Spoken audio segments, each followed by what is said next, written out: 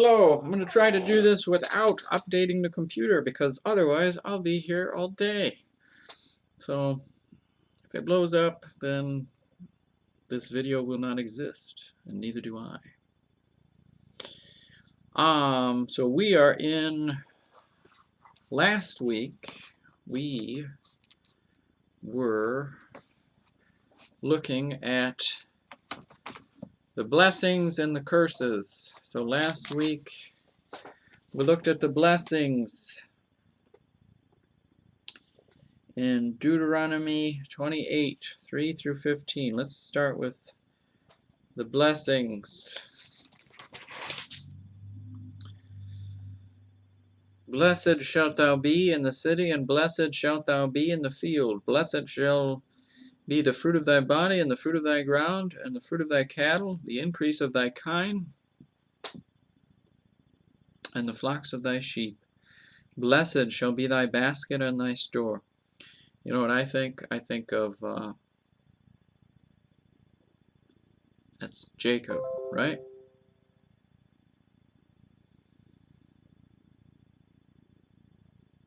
Sorry, I just got another notification on the computer. I hope it doesn't blow up like a half hour into this video and then we lose everything.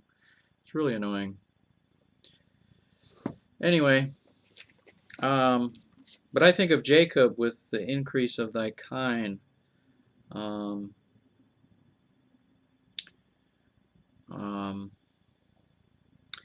He was blessed, but was he, would that be a good example of, no, that wouldn't be a good example because that would be before the law of Moses. But it's something to think about. Think about with Jacob how he was working for lowlife, what is his name? I can't think of his name. His uncle Laban, that's it. Laban. Lowlife. No, he's not. Well, I don't know. I'm judging, sorry. But anyway, he was living in that hostile environment with the pagan thinking, the Canaanite nations all around him, and he's living in that environment. He's living in polygamy. He didn't intend to go into any of that. He just wanted Rachel. Come on. He just wanted Rachel. Why is this thing still up here? Get out of my face. No. Close. Thank you. God. Anyway. Laban. So God was blessing Jacob. Well, he was blessing Laban because of Jacob. And Jacob was there for Rachel. Well, he was there because he got exiled, right? And well, he was running from his brother, Jacob and Esau.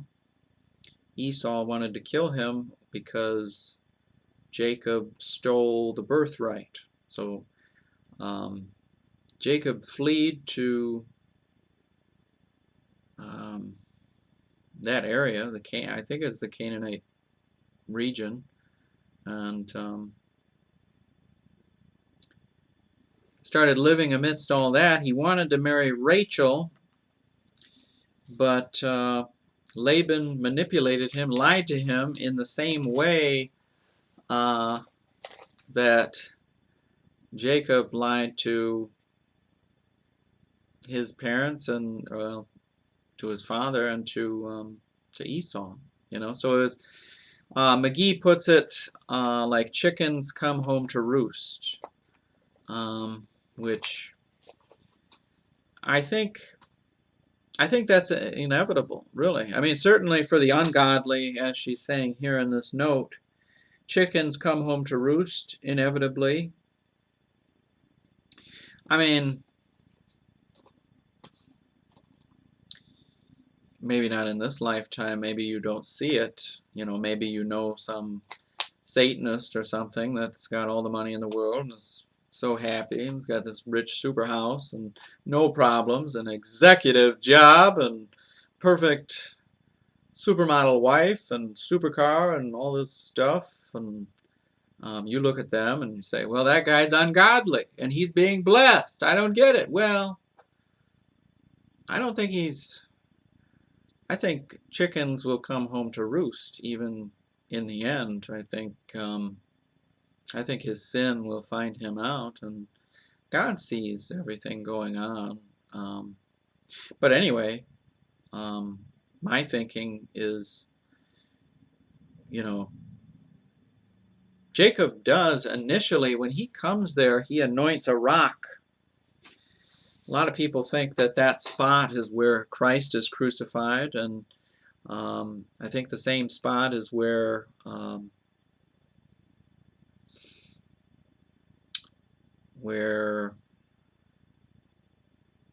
Isaac is about to be sacrificed, probably in that very same spot. And Jacob anoints a rock there, and I think maybe that's all saying something about he has the desire to walk with God, but then he encounters all these different situations and problems and sin and temptations, and he's living in a horrible place there, that horrible influences on all those children, right? All of his kids get screwed up in that environment. That's how, who is it, Simeon and Reuben, they're both like maniacs, and they wipe out that town on the way back when they're trying to leave, and Jacob dilly-dallies and lives at this town for a little bit, but God is ordering him back to Bethel, and he sits there, and his kids end up murdering this town over, is it Tamar getting raped? I don't know. One of the daughter gets raped by some of these people in this town that they're living on the outskirts or whatever, and that was God's way of saying, why are you dilly-dallying around here? I told you to go back to Bethel. What are you doing? And then I think it's Simeon and Reuben, but they might have all participated in killing that whole thing. And Jacob responds with, "You're making me look bad," rather than thinking about it. Was I supposed to be here? Or was I supposed to go back to Bethel? See, isn't it amazing how you can get on such a tangent over just a couple verses, thinking about, blessed shall the fruit of thy kine, or the increase of thy kine, and the flocks of thy sheep. My point was, God was blessing him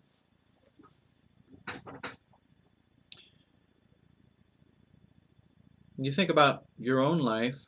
How is God blessing you as you continue to walk and follow with him? Now, if you're living in sin and you're not walking with him, well, you were told to go back to Bethel, or you were told to do this thing, or you continue to fall into this sin or this problem. Is your sin going to find you out? Maybe you're a born-again Christian and you continue to make the same mistakes. Do you learn from them? Do you want to walk with God? Do you seek to obey him? I don't think the born-again Christian can continue to stay in the pig pen. I think he's going to get out of the pig pen and start to figure out, what does God want me to do? And really be confronted about that, Anyway, that's what all that made me think of. I still wanted to read through these blessings before I get to the curses. Verse 5, Blessed shall be thy basket and thy store. Blessed shalt thou be when thou comest in, and blessed shalt thou be when thou goest out. The Lord shall cause thine enemies that rise up against thee to be smitten before thy face. They shall come out against thee one way, and flee before thee 7 ways.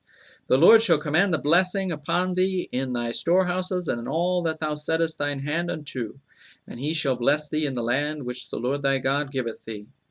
The Lord shall establish thee an holy people unto himself, as he hath sworn unto thee, if thou shalt keep.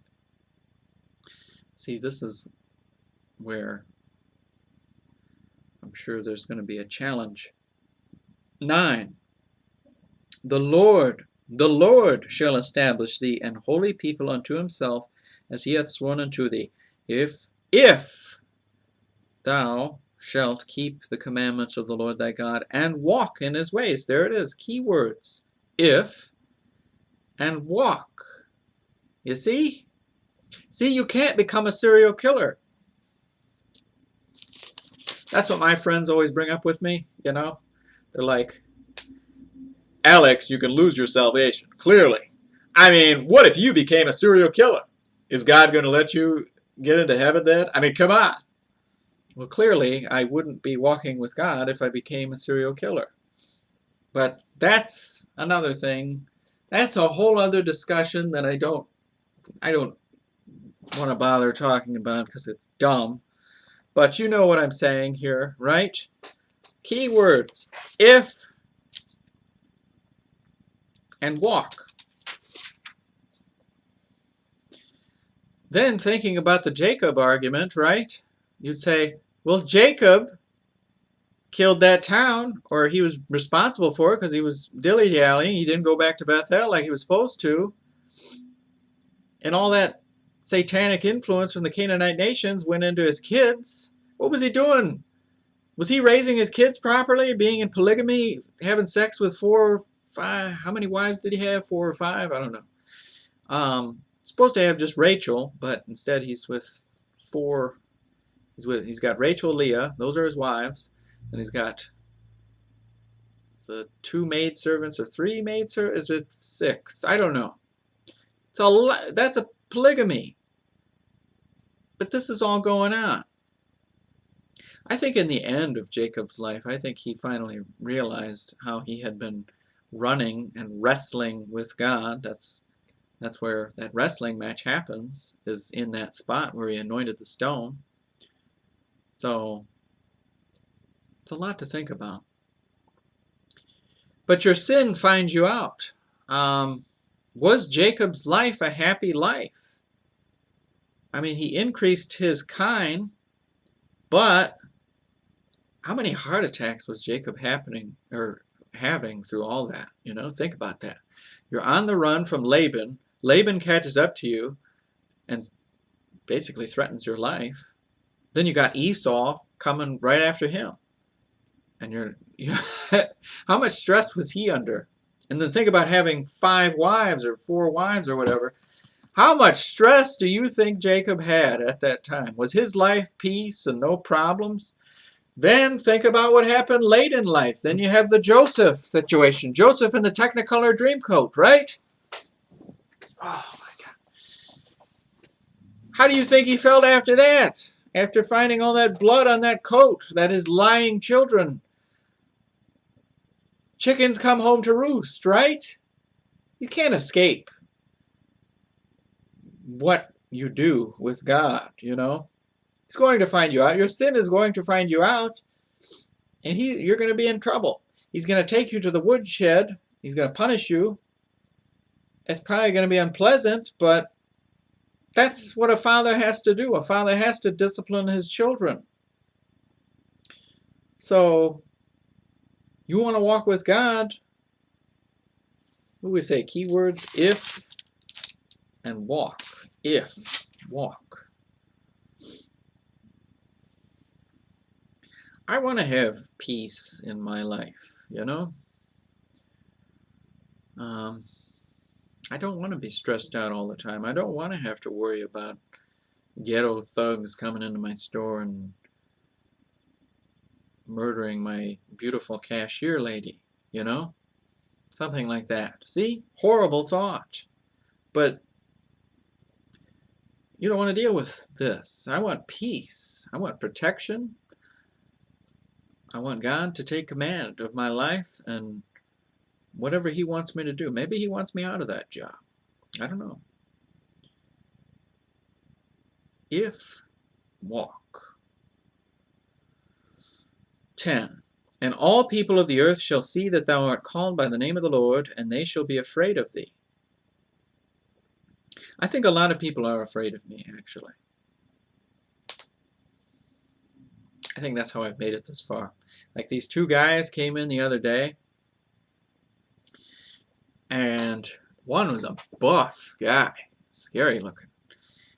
And I noticed this, how these thug guys, you know, they come up like, yeah, I'm gonna buy this.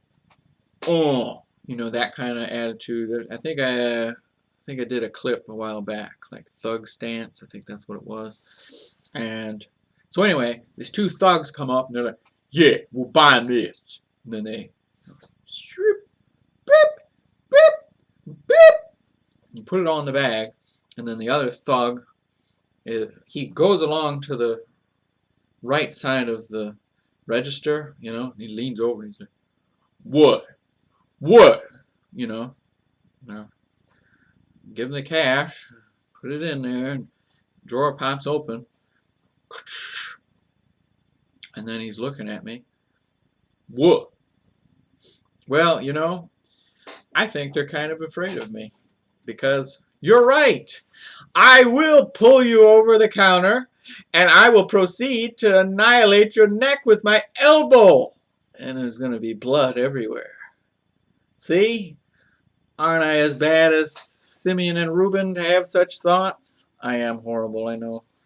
But they are afraid of me because they're pretty sure I can do that. I could do that. I am a monster. I'm sorry. But anyway, I probably can't do that, you know. I mean, I probably am a coward deep down, but I imagine these things, that these kinds of things are going to happen. This thug guy leaning over comes around to the right side so he can just see everything you got behind there, you know.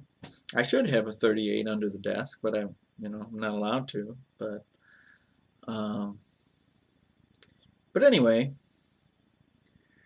are they afraid of you? Are you protected? You know, the store just a couple miles away, they got armed robbery, robbed. What's the difference at my store? I don't know. All I can do is thank God and beg for mercy. Will He be merciful to us? Or will He let me, you know, it's scary to think about. But that's why you want to walk with Him. Walk. If I'm walking with Him, He's going to continue to bless and guide my life. When I live in sin, and I think about being a serial killer, you know, He's not going to bless my life. Or think about elbowing people as I throw them over the counter, you know. Horrible. He's not going to bless my life if I'm definitely feeling violent tendencies, sir. I think that was a Star Trek line. I don't remember. But I don't want to have violent tendencies. I want to be at peace with God. And I don't want to have to even deal with these people, you know. I think a lot of these people that threaten me, I think they have big problems after they leave my store. I think something follows them out the door. Just a hunch. I don't know. Let's finish these blessings, and then I want to read through the curses. And then maybe I'll have a concluding thought about it before the computer blows up. So what do we say till, I lost it. 15. Okay. 11. And the Lord shall make thee plenteous in goods, in the fruit of thy body, and in the fruit of thy cattle, and in the fruit of thy ground, in the land which the Lord sware unto thy fathers to give thee. The Lord shall open unto thee his good treasure, the heaven, to give the rain unto thy land in its season, and to bless all the work of thine hand. And thou shalt lend unto many nations, and thou shalt not borrow. And the Lord shall make thee the head, and not the tail, and thou shalt be above only, and thou shalt not be beneath, if that thou hearken unto thy commandments of unto the commandments of the Lord thy God, which I command thee this day, to observe and to do them. And thou shalt not go aside from any of the words which I command thee this day, to the right hand or to the left, to go after other gods, to serve them. That's the bottom line. That's what he's asking them to do. Do they, and what happens to them ultimately? Think about the end of Jeremiah, with the angry wife yelling about, you should have let us worship the Queen of Heaven. We were so much better, Jeremiah.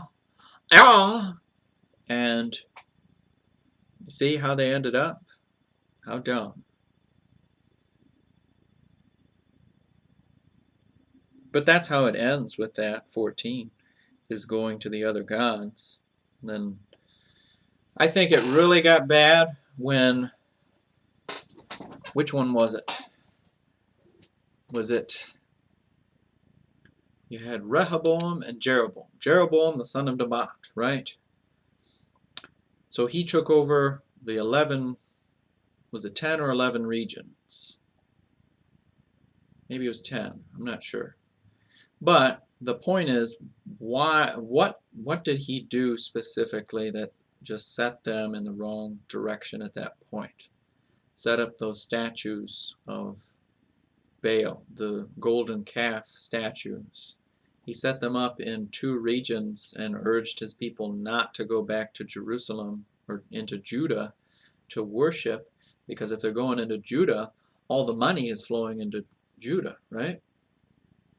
So you won't want that. If you want to maintain this civil war situation where Rehoboam's got his 1 or 2 regions, I know he's got Judah, he's got the place of worship, and then Jeroboam has all the other regions, and he doesn't want them going back in there to pay money into the temple. He wants the money for himself, so he sets up those golden calves, and that probably set them off in the wrong direction. You know, that was probably the main turning point where you start promoting idolatry, really. I mean, that's what I would guess anyway. But I think about that in this country, you know, where are we?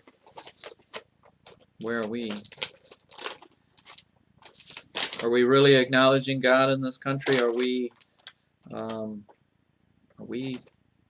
really with God, or are we broken? One more verse. But it shall come to pass, if thou wilt not hearken unto the voice of the Lord thy God, to observe and to do all his commandments and his statutes which I command thee this day, that all these curses shall come upon thee and overtake thee. So that's the end of the blessings. Now we're moving into these curses. I just want to read up to, so I'm just going to try to read, and then maybe we'll have some concluding thoughts here. 16 through 68 are the curses. It might take me a while. Maybe we'll just read it, and then next time we'll talk about what I think about it.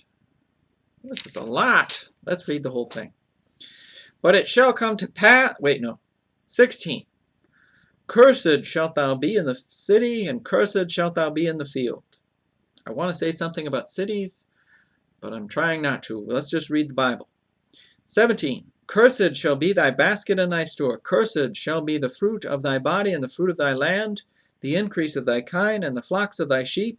Cursed shalt thou be when thou comest in, and cursed shalt thou be when thou goest out. The Lord shall send upon thee cursing, vexation, and rebuke, and all that thou settest thine hand unto for to do, until thou be destroyed, and until thou perish quickly because of the wickedness of thy doings, whereby thou hast forsaken me.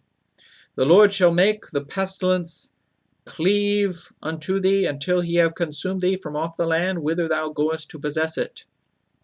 The Lord shall smite thee with a consumption, and with a fever, and with an inflammation, and with an extreme burning, and with the sword, and with blasting, and with mildew, and they shall pursue thee until thou perish.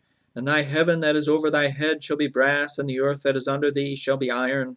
The Lord shall make the rain of thy land powder, and dust from heaven shall it come down upon thee until thou be destroyed. The Lord shall cause thee to be smitten before thine enemies. Thou shalt go out one way against them, and flee 7 ways before them, and shalt be removed into all the kingdoms of the earth. And thy carcass shall be meat until all fowls of the air, and unto the beasts of the earth, and no man shall fray them away. The Lord will smite thee with the botch of Egypt, and with the emerods, and with the scab, and with the itch, whereof thou canst not be healed. The Lord shall smite thee with madness and blindness and astonishment of heart.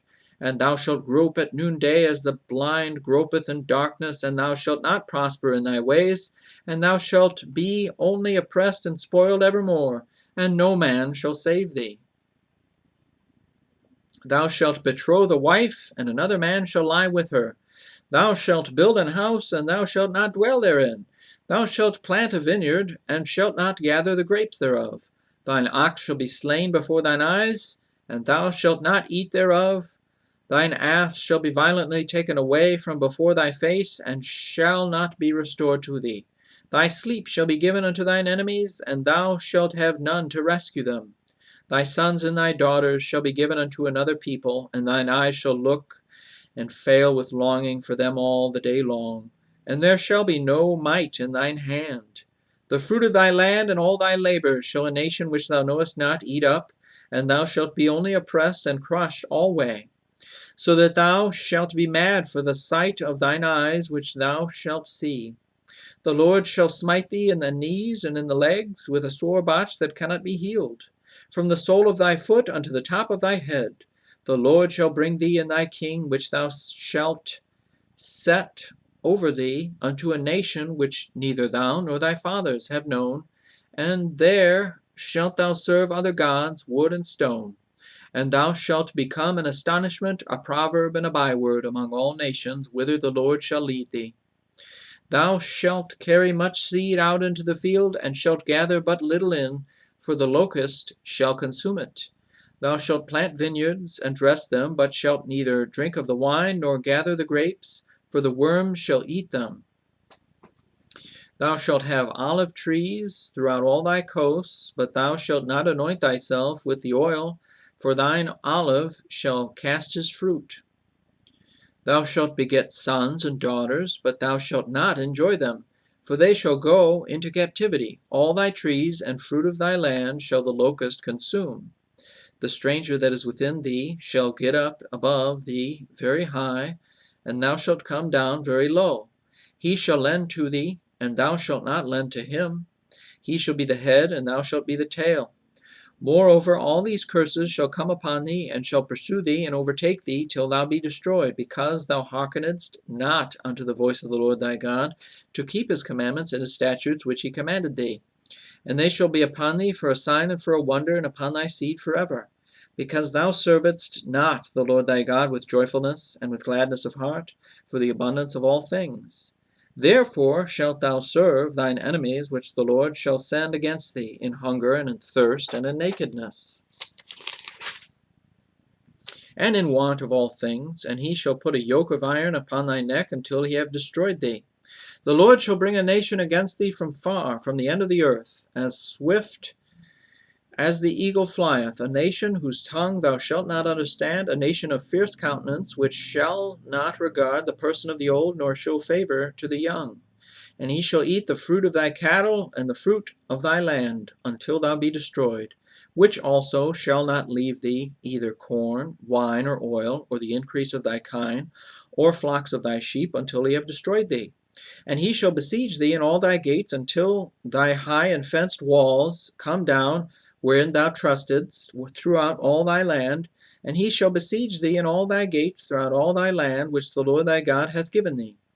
And thou shalt eat the fruit of thine own body, the flesh of thy sons and of thy daughters, which the Lord thy God hath given thee, in the siege and in the straitness wherewith thine enemies shall distress thee. That's something that actually is written in 2 places, I think, at least, but scary. Well, all this is, this all happens. 54. So that the man that is tender among you, and very delicate, his eye shall be evil toward his brother, and toward the wife of his bosom, and toward the remnant of his children, which he shall leave. so that he will not give to any of them of the flesh of his children whom he shall eat, because he hath nothing left him in the siege and in the straitness, wherewith thine enemies shall distress thee in all thy gates. The tender and delicate woman among you, which would not adventure to set the sole of her foot upon the ground for delicateness and tenderness, her eye shall be evil toward the husband of her bosom, and toward her son, and toward her daughter, and toward her young one that cometh out from between her feet, and toward her children which she shall bear, for she shall eat them for want of all things secretly in the siege and straitness, wherewith thine enemy shall distress thee in thy gates.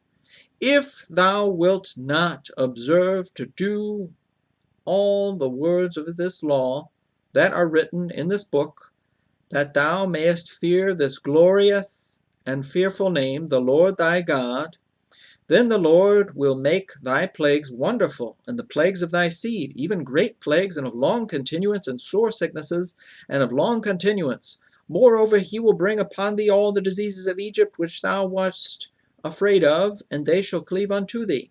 Also every sickness and every plague which is not written in the book of this law, them will the Lord bring upon thee until thou be destroyed. And ye shall be left few in number, whereas ye were as the stars of heaven for multitude, because thou wouldest not obey the voice of the Lord thy God. And it shall come to pass that as the Lord rejoiced over you to do you good and to multiply you, so the Lord will rejoice over you to destroy you and to bring you to naught. And ye shall be plucked from off the land whither thou goest to possess it. One thing I wanted to say the other day, family member was complaining that, there's no justice in this country, and, impatience about no justice, and just seems like things are getting worse. And I said to him, you don't understand, okay? You don't understand people's behavior. What I deal with in customer service, in my little store, I observe a lot of human behavior. And I said, my brother and I, we understand this. We're in customer service. And you know what we've concluded? Regardless of what God does, if he wants to bless me, or if he, whatever he wants to do, if he wants to annihilate us, just this instance, right now, just annihilate everything, he would be completely justified. That's what I said. Unsubscribe. 64. And the Lord shall scatter thee among all people, from the one end of the earth even unto the other, and there thou shalt serve other gods, which neither thou nor thy fathers have known, even wood and stone. And among these nations shalt thou find no ease, neither shall the sole of thy foot have rest. But the Lord shall give thee there a trembling heart, and failing of eyes, and sorrow of mind. And thy life shall hang in doubt before thee, and thou shalt fear day and night, and shalt have none assurance of thy life. In the morning thou shalt say, Would God it were even! And at even thou shalt say, Would God it were morning!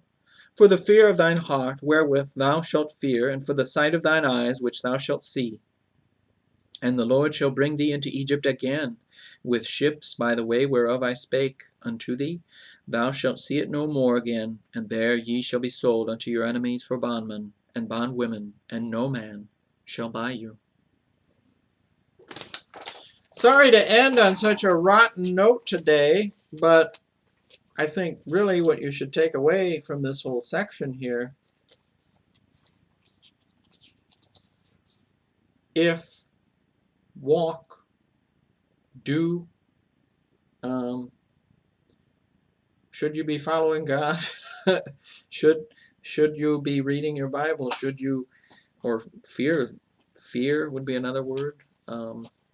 Do you fear God, or is he like your buddy? Like, me and God are walking down the road, and we're going to the little store or something like that. He's your buddy. You shake hands and stuff. And, hey, God. Is that how God is to you? Or is it, you get on your knees and you cry out to him, oh, God, forgive me. Is it a fear type thing, or a reverence, a respect? Respect. I mean, you know what I mean? Is he your buddy, or is he your savior, your king? And he's a king. He's king. You bow to your king. Every knee shall bow, every tongue confess that Jesus Christ is Lord and Master of the universe, and he is going to rule. Do you take that very seriously? I think that's how we should walk away from this. Take it very seriously. Yes, he is your Savior, thank God for what Christ did, but at the same time, you don't mock him, and you're not going to get away with your sin, or he's going to catch up with you, and he's going to take you to the woodshed. And yeah, fear him. Recognize him. Don't take it as such a joke. This should be taken very seriously. I think that's what we should take away from it. But I'll stop. Have a great day.